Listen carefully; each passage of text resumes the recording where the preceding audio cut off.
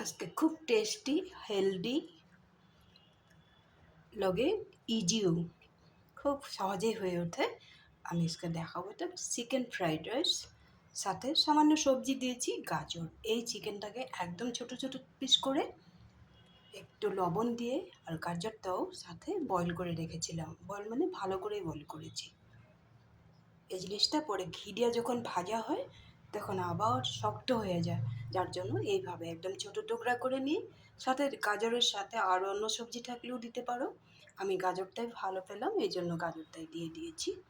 এখন আমি কড়াইটা বসাবো। কড়াইতে বসিয়ে রেখেছি, এখনও আমি গ্যাস জ্বালাইনি। ভালো করে দেখে নেবে, একদমই ইজি আর টেস্টি, সাথে হেলদি। এখানে পেঁয়াজ একটু বেশি করে কেটে রেখেছি, একটু আদা আদা থেঁটো করে রেখেছি, একটু বেশি করে ক্যাপসিকামের নিচেই আছে একটু কাঁচা লঙ্কাটাও একটু বেশি করে দিয়েছি। সবগুলো জিনিস রেডি করে নিলাম। এখানে রেখেছি রসুনটা, আমি কোনো মশলায় আমি পেস্ট করে দেব না, এখানে আমি রসুনটাও থেঁটো করে রেখে দিয়েছি।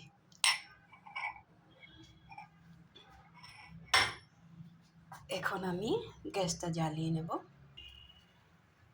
গ্যাসটা জ্বালিয়ে নিলাম, কড়াইটা বসিয়ে দিলাম।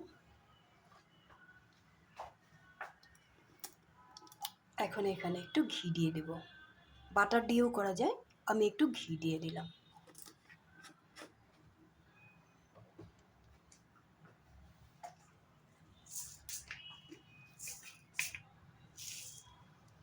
আমি যেরকম বলেছি যে বেশি কিছু লাগবেই না, সামান্য একটু জিরা দিয়ে দিলাম, গোটা জিরা।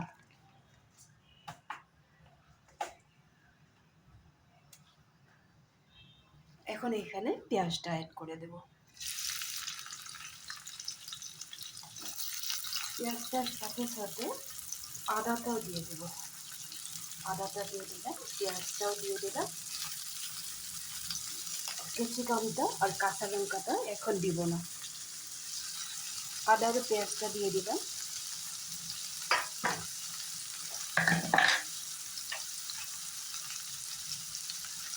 আমি চিকেন আর গাজরটা বয়েল করার সময় একটু লবণ দিয়েছিলাম, জলটা ছেঁকে নিয়েছি যা হলো, এবং একটু একটু লবণ থেকেই যাবে। এখানে পেঁয়াজ আদার মধ্যে একটু লবণ দিয়ে দিলাম। লবণটা দেখে নিবে, আমার হিসাব মতো আমি দিয়েছি।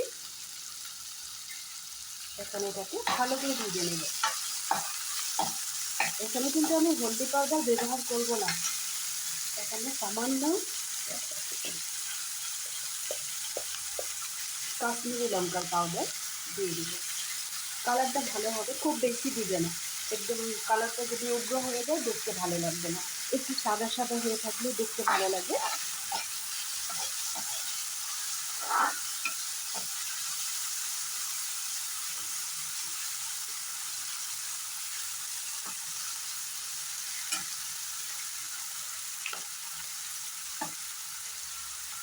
এখন এখানে দিয়ে দিব বয়েল করে রাখা গাজর আর চিকেনটা। এটা বোনলেস চিকেন, এরকমই ছোটো পিস করবে।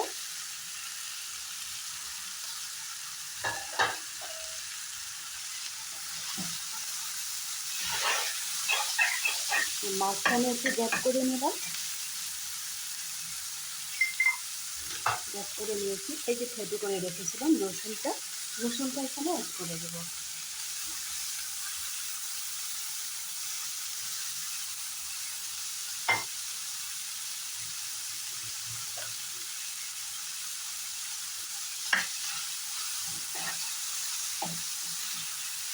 এখন ভালো করে কিছু সময় ফ্রাই করে নেব, একটু কালার আসা পর্যন্ত ফ্রাই করে নেব।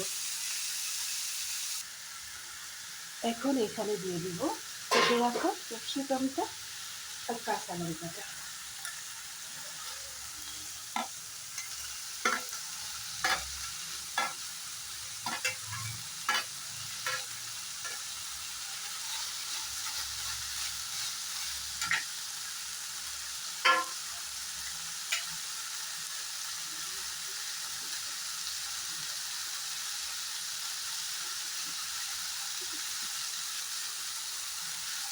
এখানে দিয়ে দেবো সামান্য পরিমাণে গোলমরিচের পাউডার,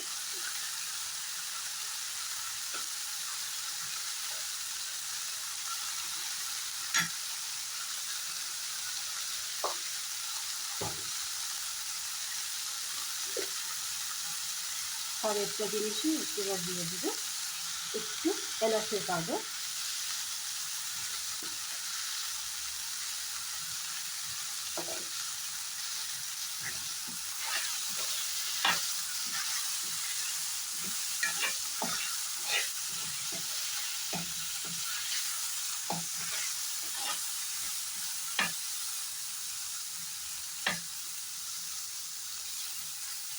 সবগুলো জিনিস ফ্রাই করা হয়ে গেছে। এখন গ্যাসের ফ্লেমটা একটু কমিয়ে রাখবো।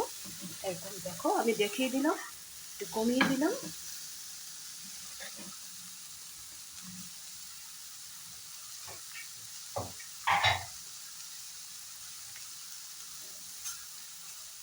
এখন এখানে দিয়ে দিব রেডি করে রাখা চাউলটা, রাইসটা দিয়ে দিলাম।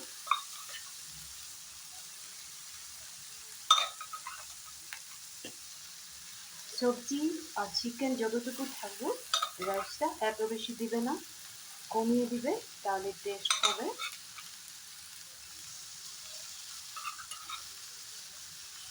আর দিব না। এখন ভালো করে সবগুলো জিনিস মিলিয়ে নেব।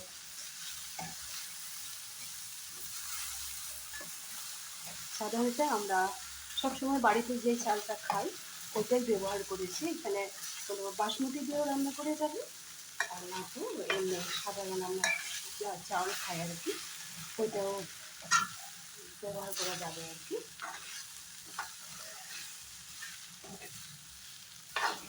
এখন গ্যাসের ফ্লেমটা একটু বাড়িয়ে দেব।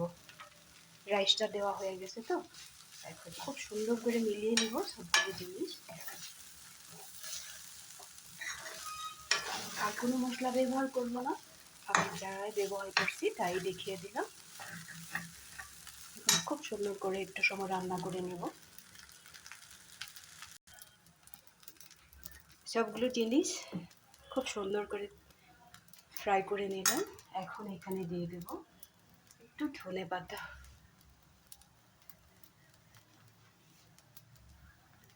বোনলেস চিকেন ফ্রাইড রাইসটা আমার রেডি হয়ে গেল। এটা হেলদিও হয়, খেতেও খুব টেস্টি হয়, আর খুব তাড়াতাড়ি হয়ে যায়, আর খুব বেশি মশলাও দিতে লাগে না। এইভাবে তোমরাও একদিন বাড়িতে রান্না করে খেয়ে দেখবে।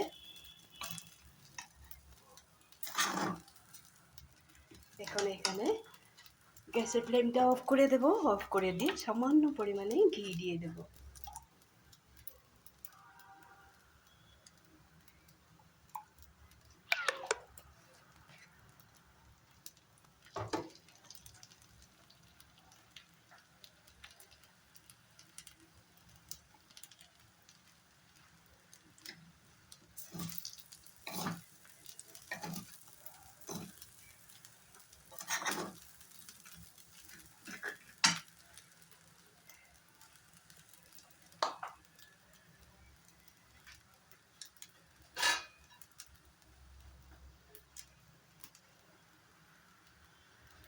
এখন একটা ডিশে নামিয়ে রাখবো।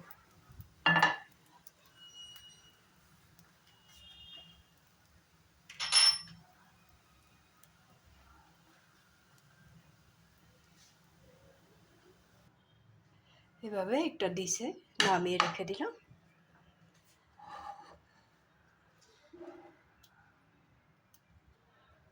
আর একটা ধনে পাতা উপরে দিয়ে দিব, দেখতেও ভালো লাগবে।